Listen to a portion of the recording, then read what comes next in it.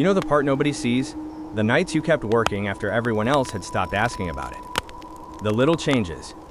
The doubts. The times you almost gave up, but didn't. And then, just when you finally let yourself believe it might work, something breaks. Not slowly. Not kindly. It just gives way. Maybe it was a project you believed in. A job you were certain you could get.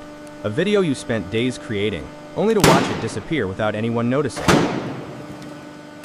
People might look at the result and say it's only one failure, but it never feels like only one failure when you gave it a piece of yourself. At first, you just sit there. You look at what happened. You try to understand it, and in that silence, your mind starts turning against you. You replay every decision, every moment you could have done something differently, and then the questions begin. How did I not see this? Why can everyone else make it work? What if I'm simply not good enough? That is the moment the failure changes. It is no longer something that happened to your work. It becomes something you believe about yourself. You stop seeing a weak point that can be repaired. You see proof that maybe you were never ready, maybe you were pretending, maybe everyone else could already see it. So you step away. You close the project. Stop checking the results. Leave the tools where they are. And when someone asks, you say you are taking a break. But it is not really a break. You are afraid to look again, because somewhere inside you, you fear the failure might confirm everything you have been thinking. Then you look around, and everyone else seems to be moving. Someone else gets the chance you wanted. Someone else grows faster. Someone else makes it look easy. And now it hurts differently. It is not only disappointment anymore. It is embarrassment. It is comparison. It is the quiet fear that maybe you are being left behind. So you wait. You tell yourself you will try again when you feel confident, when you feel ready, when the fear is gone. But the fear does not leave, because the longer you avoid what happened, the larger it becomes inside your head. The details fade, the shame stays, and eventually, the thought of trying again feels worse than the original failure. I know how tempting it is to leave it there, to protect yourself by never opening that door again. But there comes a moment when you have to return, not because it no longer hurts, because you are tired of letting it control you. So you uncover the work. You place the failure in front of you, and for the first time you try to look at it without attacking yourself. The damage is still real, but it is no longer hiding in the dark. And slowly, the question changes. You stop asking, what is wrong with me? And you begin asking, what actually went wrong here? That question does not remove the pain, but it gives the pain somewhere to go, because maybe the crack was never proof that you were broken. Maybe it was showing you exactly where the work needed to become stronger. Coming back is uncomfortable, because once you look closely, you can no longer hide behind the simple thought that everything just went wrong. You have to see what actually happened. And I have learned that those are two very different things. What happened, and what I told myself it meant. The attempt failed, but somehow, I turned that into, I am a failure. When you are hurting, that difference feels almost impossible to see. The judgment arrives so quickly that it sounds like truth, so you slow everything down. You measure what emotion tried to exaggerate. Was the idea wrong? Was the timing wrong? Was the material weak? Did you rush something because you were afraid of falling behind? Now you are finally asking questions that can give you an answer. This part is not easy. Sometimes, you discover that the mistake really was yours. You ignored something. You were impatient. You knew something was weak, but hoped effort alone would somehow cover it. That truth can sting, but it is still kinder than spending months believing there is something permanently wrong with you. Once you find the real weakness, the failure becomes smaller, not painless. Just clearer. It stops feeling like your entire future collapsed. Now it is one problem sitting in front of you. So you begin again, not from nothing. That is important. You are not starting from nothing. You are starting with everything the first attempt forced you to learn.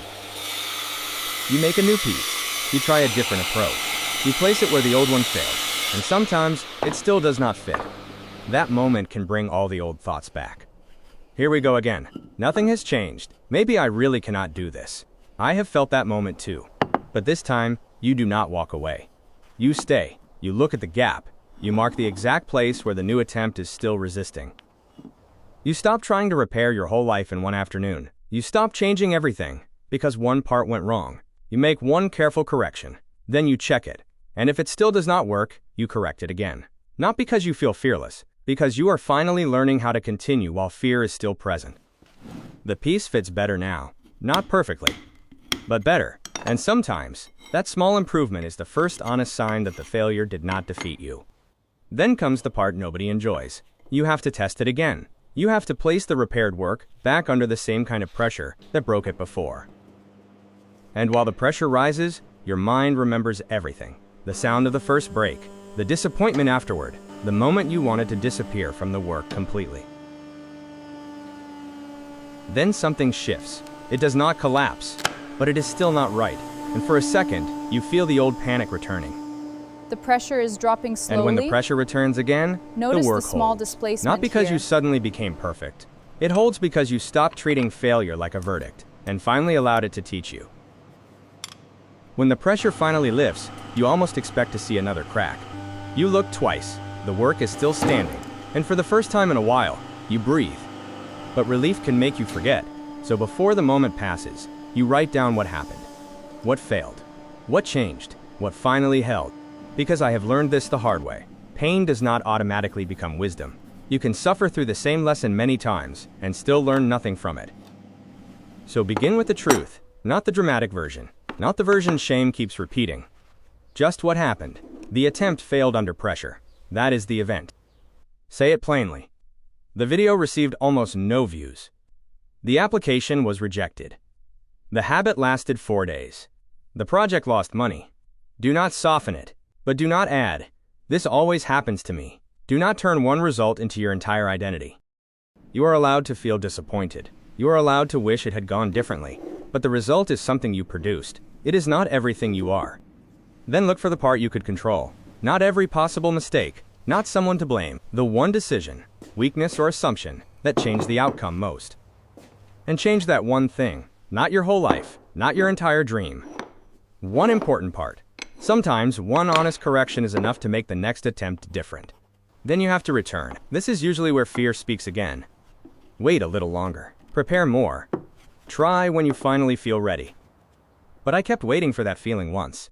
It never came. Readiness arrived only after I moved. Confidence returned only after I gave the corrected work another chance. You do not need to feel fearless. You need one smaller, wiser attempt.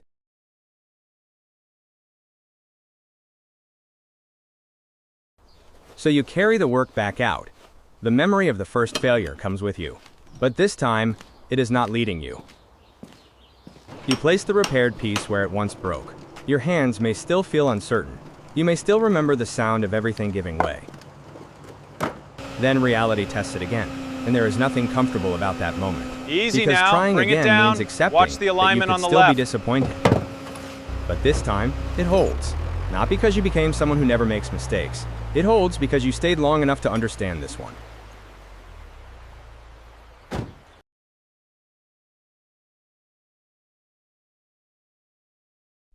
The repair line is still visible, and maybe that is how it should be.